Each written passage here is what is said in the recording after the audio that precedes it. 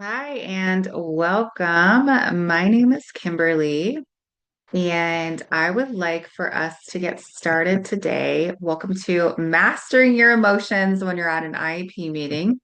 If you are watching this live, I would love for you to comment or replay, of course. But my first question for you is when I say the words IEP, what pops into your mind?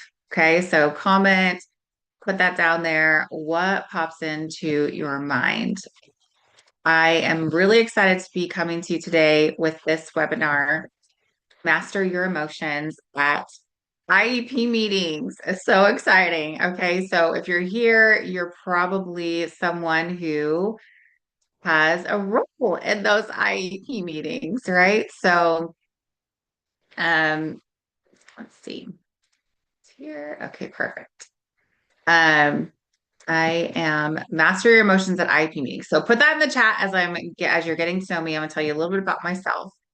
But when I say IEP, what comes to mind? And here is a little bit about me.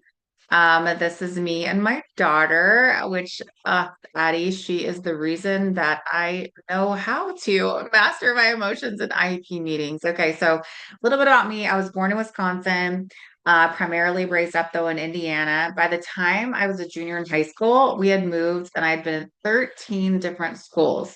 So I definitely know how to navigate change. I was able to earn 2 degrees at Valparaiso University, which is about an hour from Chicago in Northwest Indiana. I have 1 degree in Spanish and another degree in international economics and cultural affairs, and even was able to study abroad 1 semester in Mexico. So, love that part of my world. I have background in corporate America for a couple of years. I worked in Chicago, worked for Pepsi, worked for Coke, but then went on to leave the corporate lifestyle, the corporate world, to be an entrepreneur about 20 years ago, 22 years ago, and have been very successful in that. But nothing really stirs my heart more than or brings the emotions that came when I was promoted to parenthood. The day I became a mama was the most incredible day of my life. It was a little over 18 years ago now. And the day that I became part of the lucky few moms and dads who get the gift of having a child like Addie with Down syndrome, that only multiplied those feelings of awe and gratitude and passion. I knew that I was chosen to break down barriers to make sure that she had justice and inclusion. So those emotions I've experienced are most likely very similar to each of you. I can say that because you are here and you know that you've been in that room at those IEP meetings, or maybe you haven't yet and you're going to soon. Maybe your child is still very little. And sometimes the feelings are just swirling around. And maybe you accidentally burst into tears when another stupid test is read out loud, and that test illustrates just how off the mark, how far off the mark your child is academically or developmentally. Um, I don't know if you've ever heard this quote. It is when emotions are high, logic is low. Well, I can say I definitely agree with that. I've sat in many IEP meetings where my emotions prevented me from seeing solutions or being able to ask the right questions. I remember my cheeks burning. I felt attacked. I felt overwhelmed. I felt alone. I felt exhausted. And then not just in those meetings, there were all the hours leading up to those meetings, poring over the long, sometimes terribly confusing document that we call the IEP, trying to make sense of how are they tracking progress? Like, what are they really trying to do when they're checking that little box that says my daughter's behavior impedes the learning of others or her learning? All of that because I was trying to be prepared with what's my plan of attack? How am I going to win and get justice for my daughter? So, connecting back to the question from the very beginning, I wonder how you would answer, right? Like, what are those thoughts around IEPs? Okay. IEPs, typically people are going to say words like stressful, difficult, a struggle, a battle, right? Um, So we all want to have emotional control in those meetings. So let's look at the word emotion. Emotion from Webster's dictionary says this: a conscious mental reaction, such as anger or fear, subjectively expressed as strong feeling, usually directed towards a specific object and typically accompanied by psychological and behavioral changes in your body. You feel those changes. Now, there's actually one part of that definition that I can't get on board with 100%. And I don't know if you noticed it, it was the word conscious. Because I don't remember making a conscious decision to feel overwhelmed or to let my emotions get the best of me when I was at those meetings. It just happened. I mean, I don't know if you can relate. I do not think any one of us parents would be like, please let me go ahead and feel afraid, threatened, anxious, right? Who would bring that on themselves? So I believe we can slow things down and we can examine the root causes leading to the feelings. Then that is how we can master our emotions, right? We have to take it from the subconscious and put it into the conscious brain, not only in the IEP meetings, but in any other room, in any other conversation where there's conflict and our emotions tend to run high. To do so, we have to talk about the subconscious mind, because that's, I think, where it's actually coming from. One of my favorite reads is a book I absorbed years ago, read it more than one time, The Power of Your Subconscious Mind. It's a book by Joseph Murray, and here's his quote, one of his quotes here in this book. All of us have inner beliefs, fears, inner fears, beliefs, and opinions. These inner assumptions rule and govern our lives. A suggestion has absolutely no power in and of itself. The power comes and arises from the fact that you accept it mentally, consciously, right? So back then in the meetings where I was feeling flustered and hot and just so emotional and crying, that hell that I was experiencing in those meetings back then was actually of my own doing. And it stemmed from my underlying beliefs. Okay. Beliefs like these: IEP meetings are stressful. The rest of the team is always against me. And I always have to fight for anyone to see my daughter for who she truly is. I'm all alone in this. It is so hard. IEP meetings equal conflict. And I am so terrible with conflict. I hate conflict. I shy away from causing problems because I just want harmony and peace and love. I always tend to think about the right thing I should have said later, never the moment. I'll never get what my child deserves in the system because it's broken, and I'll be investing so much energy and time only to have my daughter in a classroom and in a school where she's not even truly wanted and celebrated. So I have my defenses up high because I never want what's best for my child. Now, like many of you, I have good reasons for most of these beliefs, right? I mean, I don't know about you, but I've been across the table where from educators that they think they know, they'll say it. They're like, in all my 28 years in education, blah blah blah blah blah. And I'm like, dude, really? That is not helpful, right? All you're saying is because you've worked with 28 years of children with Down syndrome, you think you know what's going to work right now. Now, some suggestions could be helpful, but that doesn't make you the expert on Addie, right? So all of this advocating within a district that defaults, like I don't know what kind of district you're advocating in, but the district I primarily have a connection with and experience with, their default is program, program, program. Oh, this program is perfect for your kid because she has this diagnosis, instead of truly honoring the law and placing each child in the truly least restrictive environment possible, and then creating a beautiful individual education plan that supports that child to be successful in that environment. So let's be clear. There's two things at play here. The first thing at play is the reality of your situation or my situation. Things like trends in our school districts or the dynamic of our child's current team, the individuals around the table, or the overall culture at that school site. These things are largely outside your control. I mean, unless you literally move your family to a different district or you are in charge of who gets to be on the team, which doesn't usually happen, those are outside your control. The only thing that's in your control is the other thing, and that's you, your presence, your role on the team, which is connected to your emotions. And your emotions are coming both from your conscious and your subconscious thoughts and beliefs.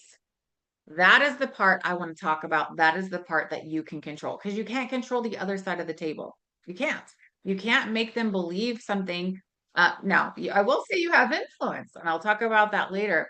You are a leader and you have influence on that team, right? And you can influence well by, and well, there's a really good book called Think Again, and it has some really good tips on how to not make someone defensive when you're bringing in different ideas. It's a good one. But here's another quote. Here is another quote. And this quote is actually my quote. So I created this quote. I love this. Okay. So I am where I am today. Okay. Because of my beliefs. Okay. So it goes like this. I am where I am, and I'm experiencing the life that I am experiencing because of what I believe, or how I've allowed other people to influence my beliefs about myself, about my relationships, and about the world around me. Okay. So what that says to me is that it's basically owning up to the personal responsibility we all have in the outcome in our world. Okay. So this five finger analogy that I'm showing you now, I learned this in coaching school. Okay. So I have two different certifications in life coaching. My second certification came through as a neuro-linguistic programming life coach. And my coach that trained me taught me this analogy. It's called the five finger analogy for behavior. Okay. So let's look at it. We're going to work backwards and realize that our actions, the last thing that happens, the actions and choices are actually based upon emotions. And the emotions and feelings are connected to our thoughts, and our thoughts are connected to our beliefs, and our beliefs play into everything. Everything. So in this diagram, the most important stage is going to happen between our number two and our number three. Okay. So number two, our judgment about what happens will then also lead to our thoughts and our beliefs about our judgment. Okay. So let's establish the fact that very little of stage one in really any scenario in life do we have control over. So number one, something happens. Okay. Something happens. Most of the things that happen on a daily basis are not within our control. Okay. Especially when we're talking about the things that have to do with our child in an IEP meeting. Okay. They're not within our control. But let's illustrate how this is a simple framework and how it will work outside of IEPs first. Okay. So something happens. Let's imagine that you're driving down the road, and what happens is a car pulls out in front of you. You're going 55 miles an hour, you're cruising along the freeway, and all of a sudden, bam, this person pulls out in front of you. And they're causing you to brake suddenly. You're like, oh. So you're going to make a judgment next. Okay. So your pinky, then you're going to make a judgment next. This one. Most people would make a judgment, most people, that the driver in the other car was clearly not paying attention. Therefore, he's rude. So now they're going to make a judgment on who he is. Judgment that that driver is rude and inconsiderate. And then we're going to have beliefs about that driver floating around in our head. Maybe we'll think things like, oh my gosh, I'm such a much better driver than everyone else on the road. And, some people should just not be driving. And, there's one more thing that's probably going to make me late. Like, why is everything terrible always happening to me? Why is my day always going bad? Like, okay. Next, after all of those thoughts and all that rumination, we're going to feel an emotion. We're going to feel something based upon what we're thinking. And that feeling, I think, based upon all of that anger and frustration and overwhelm and irritability, we're probably then going to make like a bad choice next, right? Because our feelings are irritation, overwhelm, frustration, and anger. From that place, the action we might choose to have next with all that negativity floating around in our heads is to feel so horrible, we would most likely honk, maybe yell some choice words, said driver, possibly speed up and and pass them and maybe give them some type of arm movement. And right, like that's, but what if instead we stop ourselves right after the thing happens? And what if we chose something different? What if we chose to only make positive assumptions about the things that are happening around us? Something that my life coaching certification brought me, honestly changed my life, was a strong belief that I now choose to believe everything is happening for my good, versus everything is happening to me, as if I were a victim. When we see ourselves as a victim, like, oh, poor pitiful me, that's going to lead to self-pity. That's honestly going to lead to a victim mentality. So how about instead of making the judgment that the driver was clearly not paying attention and therefore rude and inconsiderate, what if instead we decided that same driver must be experiencing some type of emergency or a terrible situation that might be causing them to drive so carelessly? Like maybe their mom is being rushed to the hospital and they just got the call and now they're on their way to the ER. Or what if they just received news that a loved one passed away? So instead of judging this person as rude, we're choosing to believe and extend grace and assume the best case scenario. Or maybe none of that's true and they clearly didn't see you. Why does that make them a terrible person? I mean, who hasn't accidentally pulled out in front of somebody before? I know I have. None of us are perfect, right? So once we have a positive judgment on what happens, guess what else we have? Positive beliefs, right? This person's most likely going through something hard. I believe everyone has hard things. Oh my gosh, I believe it's important to wish them well. I'm going to think kind thoughts. Shoot, if I'm late, maybe that was God's way of slowing me down. Maybe there was going to be an accident a mile ahead that I avoided because of that guy cutting me off, right? I'm late, shoot, it's fine. Next time I'll leave a little earlier. My friend will understand and have grace with me. If they don't, they're probably not my friend, right? Like, and with all these positive beliefs, guess what I feel? I feel joy. I feel peace and the certainty that everything is happening as it should be. So, coming from this energy, the action that I do next will be different. I'll probably think good thoughts.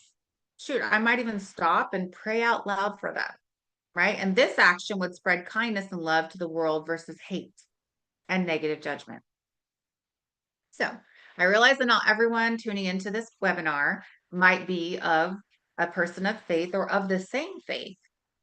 I will use a verse though that has helped me with this concept, and it comes from Philippians 4:8, and it goes like this. Finally, brothers and sisters, whatever is true, whatever is noble, whatever is right, whatever is pure, whatever is lovely, whatever is admirable, if anything is excellent or praiseworthy, think about such things. So what helps me in this journey is to ask myself, is this thought true? Or do I want it to be true? Like 100% undeniably true. Or maybe I'm making an assumption. If I'm making an assumption, is it positive or is it negative? Is this thought lovely or good, admirable, excellent? And if it's not, guess what? I can choose a new thought. And the same goes for our beliefs. If our beliefs are not excellent, then we can, and if I might suggest, we should uproot them and replace them with new beliefs that are excellent. So now let's bring all this back to the subject at hand, IEP meetings. So to be able to master emotions, which are the fourth finger in this framework, right? To be able to master the emotions here, right? We have to go backwards. We have to go backwards to our beliefs, okay? Another really cool thing that I picked up in my coaching process is this next really cool thing. It's called a belief repatterning tool. It's here, belief repatterning tool, okay? All right, and I'm going to get to this. I'm going to go back here though and talk about fight or flight mode first, okay? The belief repatterning tool. We'll get to it. If you remember, from the beginning, I was sharing from my experiences being in IEP meetings where I was not in control of my emotions. That's because I was allowing negative beliefs to really rule my mind, right? So let's use this tool to uncover what my beliefs were back then and how that impacted. So I think I got my slides slightly off, but that's okay. Bear with. So we're going to go to this one, the belief repatterning tool. So we see in this little tool, what you do with this is you write down everything you believe. So if you were to print this document, you could use it around so many of your beliefs. But let's just say you use it around IEPs. Okay. So beliefs like IEP process is grueling. It's a battle. I always have to fight for anything my daughter needs, and it's exhausting. And I always feel alone in it. Like it's me against the freaking world. Well, what's the source of that story? Like, where did this belief originate? Well, it actually came from my own experiences. I was sitting across from a team that was dead set on a placement in a self contained classroom for kindergarten when she was thriving in an inclusive preschool that had her 60% gen ed and 40% special ed. And now they're wanting to take her to 85% special ed and only gen ed for lunch. I'm like, that makes no sense. Right. So then I had to fight like hell and nearly pull her from that district before they offered a solution that would give her another year of preschool at another school site where she'd be considered 100% gen ed. Kind of a loophole in the system, which forced a different agenda after that. All of that was definitely true. So, what were these negative beliefs costing me? Well, they're costing me peace, my ability to not feel anxious from the mention of the word IEP, and my ability to think clearly in the meeting because I was in fight mode. Okay. I'm sure you have heard of fight or flight mode. Okay. That's this screen here. Let's go this way. Fight or flight mode. Okay. When the amygdala is on, the prefrontal cortex is off. Okay. So let's talk about the neuroscience behind this. Okay. It's pretty cool, actually. I don't know if you've heard this before. When our brain senses a threat, whether that threat is physical or real or perceived threat, either way, it activates what's called the fight or flight response. In that moment, the brain shifts control away from the prefrontal cortex, which that part is responsible for logic, reasoning, problem solving, impulse control. So instead, it goes back to the amygdala. The brain's alarm system takes over. This part of the brain is designed for survival, not for thoughtful conversation, long term planning, or rational decision making. Its job is to keep us safe fast. So when it's in charge, the brain prioritizes reaction, reaction, reaction over reflection. That's why when we're overwhelmed, stressed, or emotionally flooded, we say things we don't mean. We struggle to process information. We find it harder to make calm, rational decisions. In simple terms, your brain in survival mode cannot simultaneously be a brain in logic mode. I'm going to repeat that. If your brain is in survival mode or fight mode, it cannot simultaneously at the same time be a brain in logic mode. I don't know about you. The most important part about this is that I want to be in logic mode. When I'm in an IEP meeting, I need to have a logical, clear brain. Okay. But the interesting part, you guys, is just to understand this isn't failure, it's your biology. Now, the good news is the opposite is also true. When we feel safe, supported, and regulated, the prefrontal cortex comes back online. That's when clarity returns. That's when learning, problem solving, empathy, and thoughtful decision making can happen. So, for the sake of our beautiful children who deserve all of the things, we have to take our power back from fight mode. We can make ourselves feel safe, supported, and regulated so that we can have clarity for our child. Let me be clear. I'm not telling you to silence the mama or papa bear instinct, but instead you're using that passion we have for our children, channeling it through this process to be a more sane and powerful voice of truth. So staying in flight mode is costing me or could be costing me the best outcome for my child.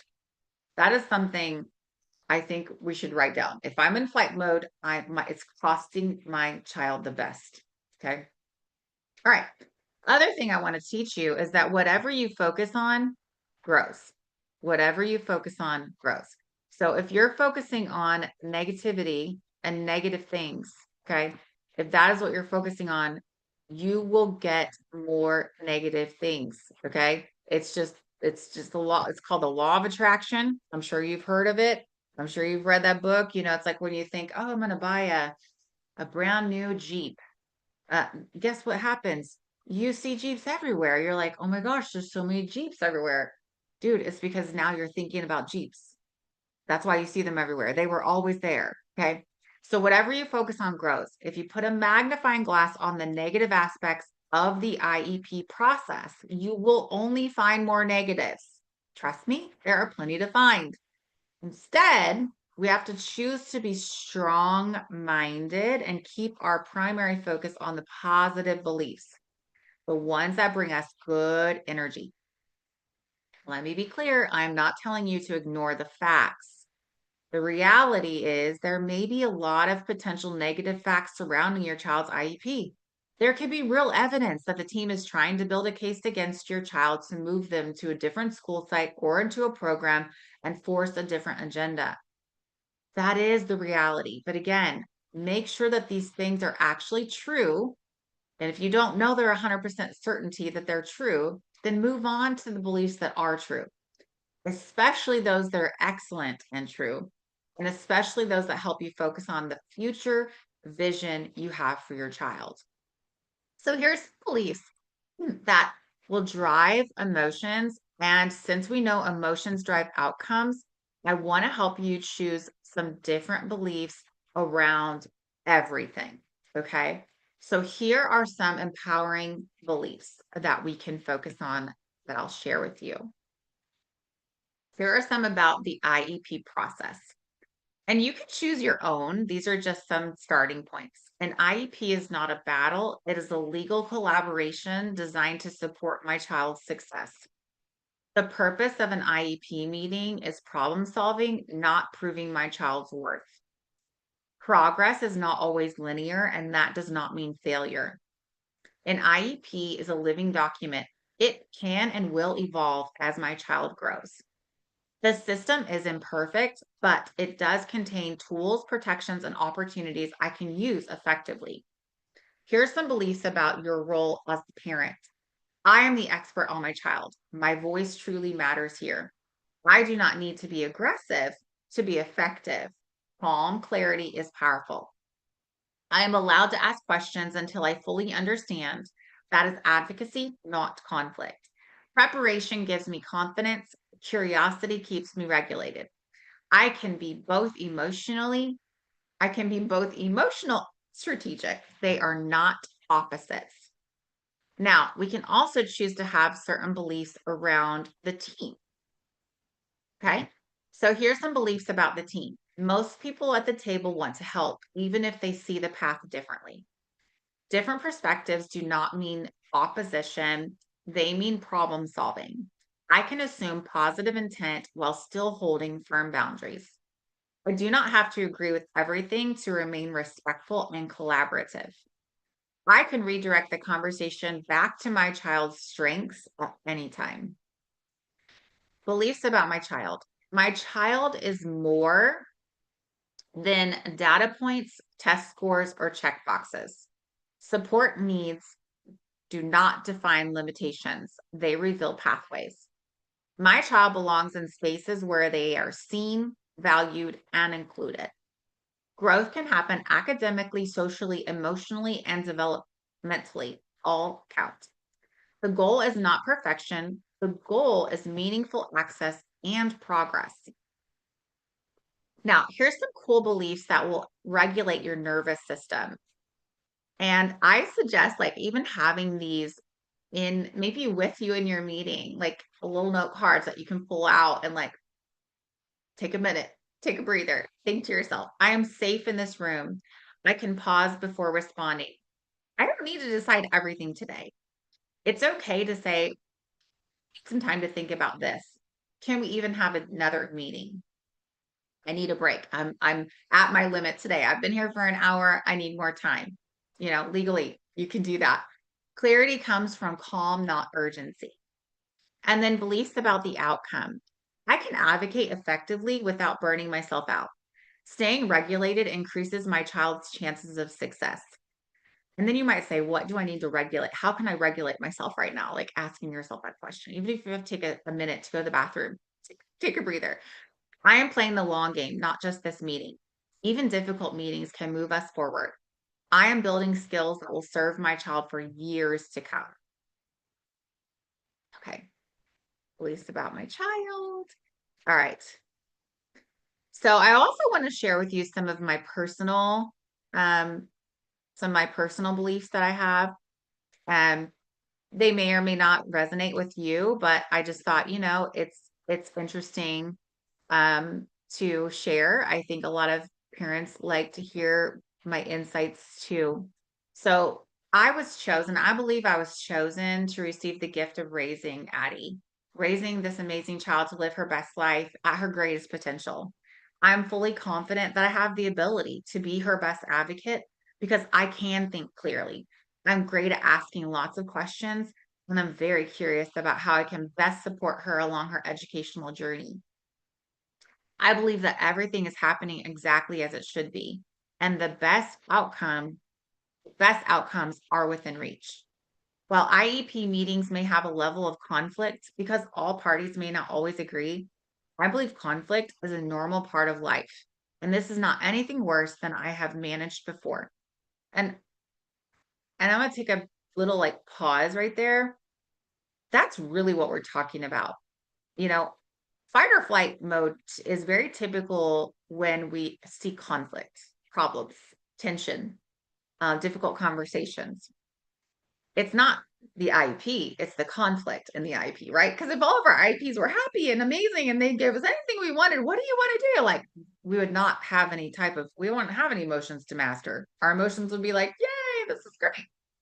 So we're not actually talking about IEPs. We're talking about the conflicts that brings, that level of conflict. So I remember it was actually this process, you guys. The IEP process and being Addie's advocate is the reason I have a different relationship with conflict now. Okay, so again, I had to go dive deeper. I had to use that belief repatterning tool. I had to say, what do I believe about conflict? Because I literally said I am terrible with conflict. I don't like conflict. I'm not good with conflict. And as soon as I said it, I was like, ouch, Kimberly, you basically just said you're not good with everything because I'm sorry, is there anything on your plate that doesn't come with conflict? I have a 13-year-old conflict. I have an 18-year-old conflict. I have an ex-husband that I'm trying to co-parent with conflict. I'm running a business with 100 women in it. Conflict. I like what else? Oh, I'm part of a family that has a little bit of dysfunction. All of us do. Conflict, right? Like there's conflict with friendships, there's conflict with work relationships. There is conflict in every relationship, or there's not a relationship. So I was basically saying I'm not good with the rest of my life in any relationship. I don't want that. I don't, because the number one, I don't want that for me, but I also, the biggest thing that I know I'm leading is my children. And if I don't want that to be true for my children, it can't be true for me because it's not what's taught, it's what's caught. They're going to watch me. They're going to watch me avoid conflict, or they're going to watch me have like be present and sit with conflict, but still be logical and still be right-minded. Right? That's not typical. I'm telling you right now, that's not typical. Okay. So I had to set myself straight with conflict is a part of life. Conflict is just an opportunity. When typically there's a conflict, something has to change or it needs my attention. It's a place where God's trying to show me, hey, look over here. Something needs to be addressed. It's not bad. I don't believe conflict's bad anymore. I believe that everything will work out for the best because I will not ever grow weary in doing good and ensuring that there is justice and inclusion for my daughter. That is something I know I was born to do. Little confession here. You might even laugh at me, and I'm okay with that. Something I love to do is I envision that I am truly Wonder Woman in the room, and my weapon is the lasso of truth. If you see the picture of me and my family right now on this screen share, you can see a picture of me in the bottom corner with the Christmas tree, and I actually have Wonder Woman pajamas on because like that's how much I have a little sign in my office too. Anyways, I think about that. Do you remember Wonder Woman? Her weapon is the lasso of truth, right? That's her weapon. She doesn't have a sword, like the lasso of truth. So it is my job. I see it as my role to ask enough good questions to expose the truth about every issue so that we can collaborate and discover the best solutions that will support my daughter to be successful. And I believe together we can achieve victory. And I'm gonna tell you that I speak those words out at meetings. You guys, I know I have influence in that team and I speak words about these kinds of things. I say things like that. Like, I believe we're going to have victory. I believe it's going to be successful. I believe that we can collaborate. We can get really curious and we can discover the best solutions for Addie. Like, I speak that vision at those meetings. I don't ask permission. I just start. Like they know that I am ready for this meeting. And I also bring my daughter in at the beginning of the meeting and I will have each of them say something good about her progress. So she's a part of that. She's 11. I started doing that years ago. It sets the tone. And guess what? I'm in charge of that. And then I get to say, we're excited to continue to find solutions to support her best case scenario. It's influencing. I'm influencing their beliefs by my beliefs, right? This process takes work and it's not easy. I'm going to tell you right now, it's not easy. It will not come easy. It's going to cost you some things. You're going to have to break up with some old beliefs. You're going to have to maybe educate yourself and you're going to need support. I'll say another thing that really gave me that confidence when we think about going from fight mode to from that oh my gosh, amygdala brain, like the crazy brain, back to the prefrontal cortex and feeling safe and regulated.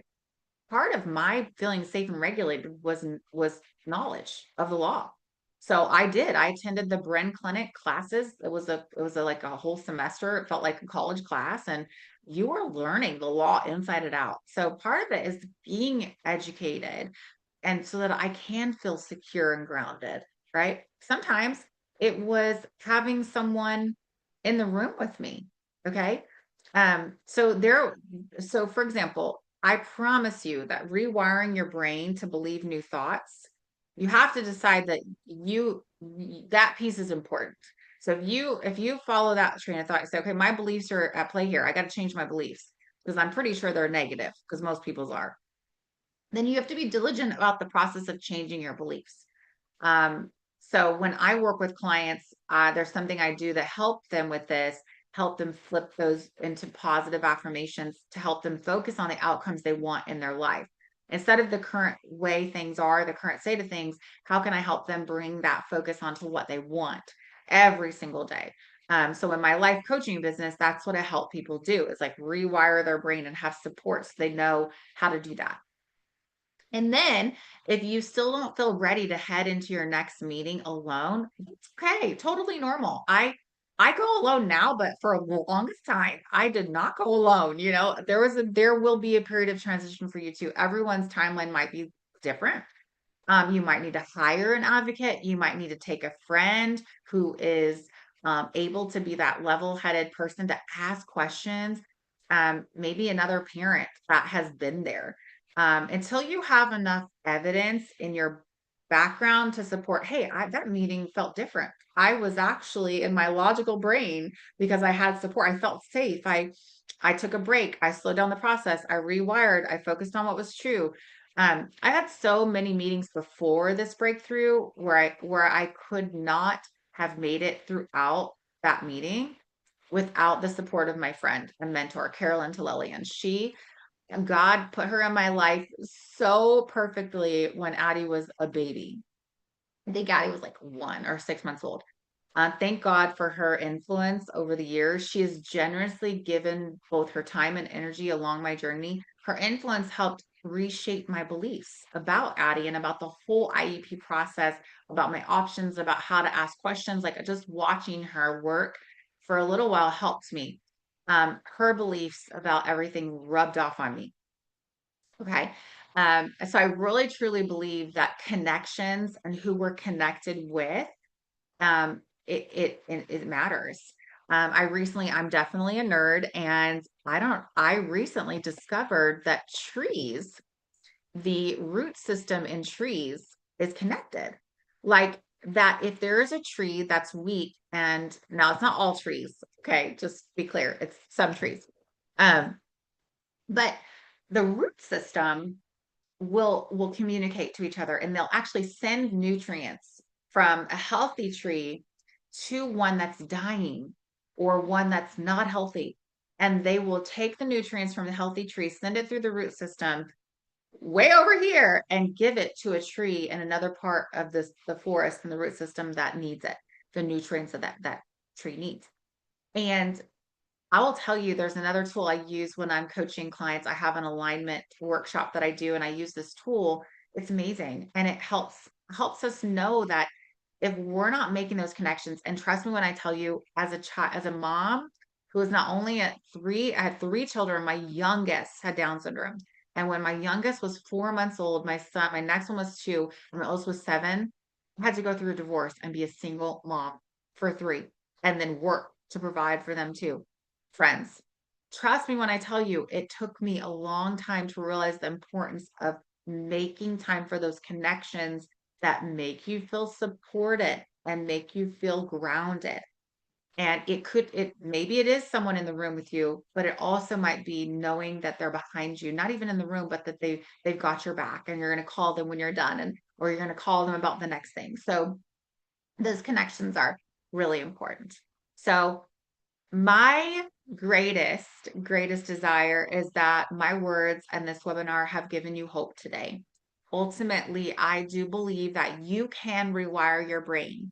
You can believe new things about yourself, about your role, about the entire IEP process, so that you can show up for your child with a very clear mind and that prefrontal cortex, so that you can bring peace to the process. I will tell you that when I stopped walking into IEP meetings believing that I had to fight every battle and be ready to, like, I had to have it all figured out. Like, no, I started believing I could lead. I could be a leader on that team. I could influence. I could ask questions. I could collaborate. I saw my value. Everything changed. Not because the system suddenly became perfect, but because my brain was finally online, my voice was steady, my advocacy became strategic instead of reactive. I'm gonna share one last quote by Joseph Murray. It goes like this: "You must make certain to give your subconscious only suggestions. Only give your subconscious mind suggestions that heal, bless, elevate, and inspire you in all your ways. Remember that your subconscious mind cannot take a joke, it takes you at your word." A mentor of mine recently said, if the next thing out of your mouth is going to come true, would you want it to? And don't speak it unless you want it to be true in your life. And that really hit me, because I'm guilty sometimes of speaking terrible words out loud. And then I'm like, oh, well, it's interesting. That's what you're going to get. And so I'm very, very careful. Words are powerful. If you do believe in the creation story where God created everything on this planet by speaking it into existence, he spoke and there was light. He spoke and there was earth. He spoke and there was man, right? Speaking, that there is power in our words, power to either heal or power to curse. And if those words are not good, if we don't want that to come true, if we don't want that to come true, do not let it come out of your mouth. And that was just such a powerful truth that I do try my best to live by every day. Thank you so much for your time. I loved being here with you. Please reach out if you have any suggestions or have any questions or would like to hear more, or would like some help along your process and your journey. All right. Thanks.